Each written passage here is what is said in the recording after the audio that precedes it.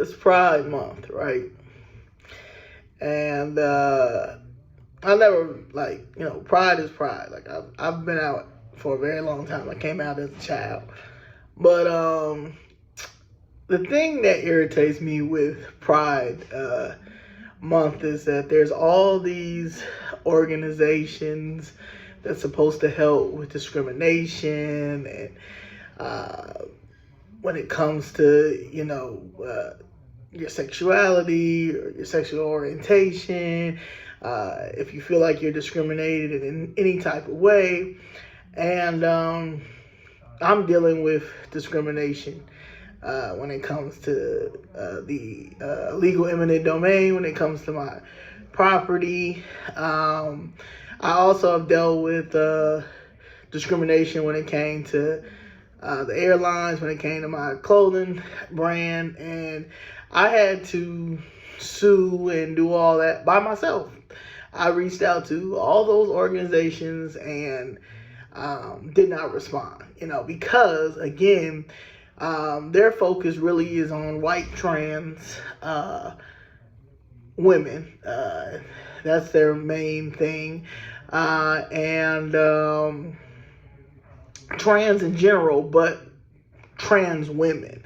Even with trans men, they've been discriminated against, especially of black trans men. So the LGBTQ community has always been an agenda to me, because at the end of the day, your sexual orientation is your sexual orientation, and who you decide to sleep with or be with really should not be out here put on the forefront.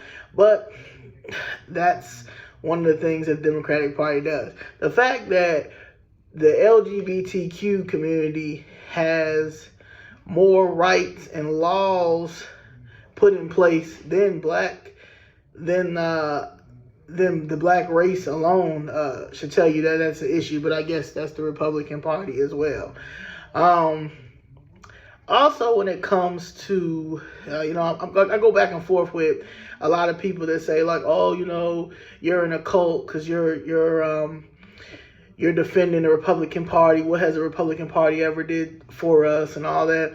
I mean, what has the Democratic Party really done for us? Like if you look at your local, where you're locally from, like for instance, Chicago. If you look at the black communities in Chicago, the black communities in Chicago look terrible. And they've always looked terrible because no one never has put money back into our communities to make our communities look like Lincoln Park or River North or Streeterville. So, and when you look at that, this has never been a Republican city. This has always been a Democratic city. Also, they have the most black people in leadership in Chicago. So again, it should be no excuse. Some people that run on that they were born and raised on the South Side or the West Side or in Cabrini Green, and that they're running to make a difference when it comes to our communities. But when they get in there, all they do is take kickback and steal from our communities and steal our land and steal our properties, and then nothing happens. So real estate is how people get their generational wealth. When you ask a lot of people who are very successful and well off, a majority of them say that they're real estate investors or they're developers, and that's how that starts. When I see black people have generational wealth conferences and they don't speak about real estate, they speak about, at the time, it was the Airbnbs in Toro that actually backfired on a lot of people, because a lot of people went to go lease cars and lease apartments and houses. And then when unemployment ran out and the PP ran out, y'all were stuck with these mortgages, and on top of that, property taxes, and then all these cars. So then you went further down in debt because you thought you saw a come up because all this money that was being passed around during COVID. So that's not generational wealth, And the fact that black people who built this country are going through issues when it comes to our land or properties is a problem. And the fact that we can't find any civil rights attorneys that are willing to take these cases because they know they can't take these cases. They're told not to take these cases. So it's really our fault. So when I see people that get mad at me saying that at the end of the day, the Democratic Party is a fraud and they've always made money off of our oppression, and we never get nothing in return, you always hear, well, what has the Republicans done for us? Well, I don't know. We have yet to get up and go over there and see what do they have for us. You act like when we get over there, they're going to be like, oh, no, we don't want you guys. Nope, go back over there. Nah. At the end of the day, the Republican Party is a party that does not depend on the government as much. The Democratic Party depends on the government. They got us to the point that the voucher and the food stamp is what we're really dealing with. Our ancestors did too much to fight for us to get what we have now to be going backwards. Like, in the 80s, the crack epidemic happened, and that messed us up a lot. Now, 2024, we're dealing with the fentanyl crisis. The fentanyl crisis is just as bad, if not worse, than the crack epidemic. And no one's speaking about that. Instead, you've got flyers all over the place for Narcan.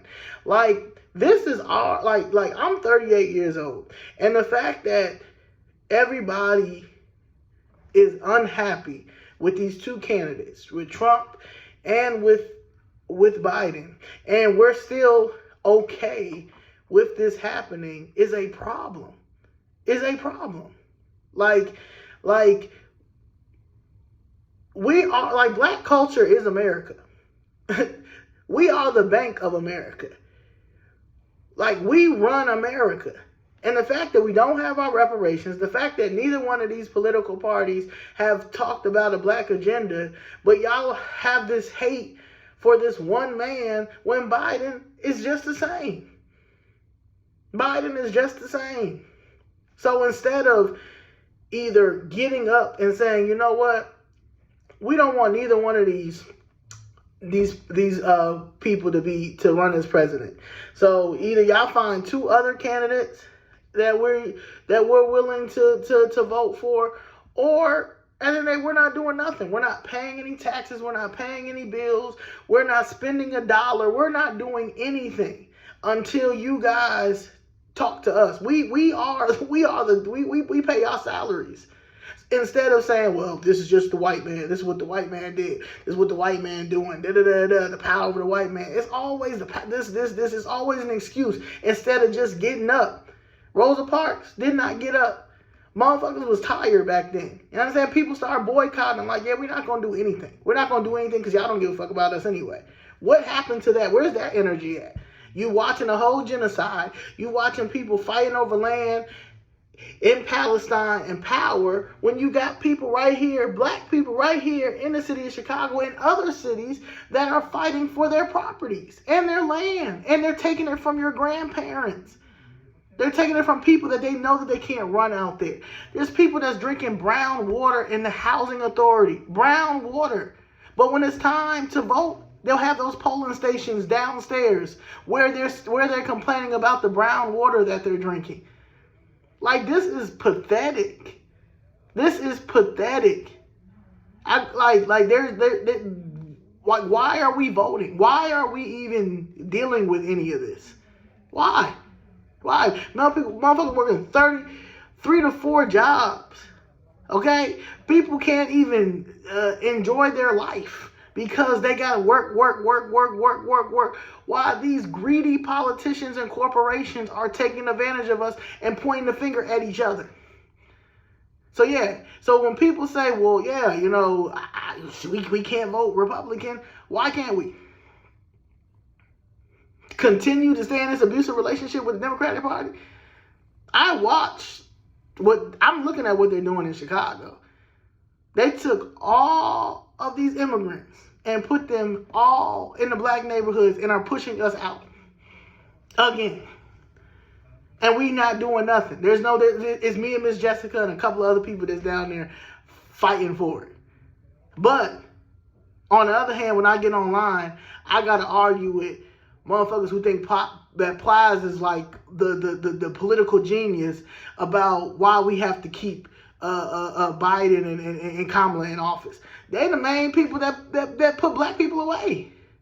The only reason why they decided to team up for the last election was because Trump was going to win and Biden needed the black vote. So they put them together. Kamala ran off of how racist he was. So that all of that just like goes out the window for this one because this man is that racist. At the end of the day, my man got 34 felonies. And he's still going to run for president. And he's probably going to win. To me, that shows you that this system is rigged. He's proved that this system is rigged.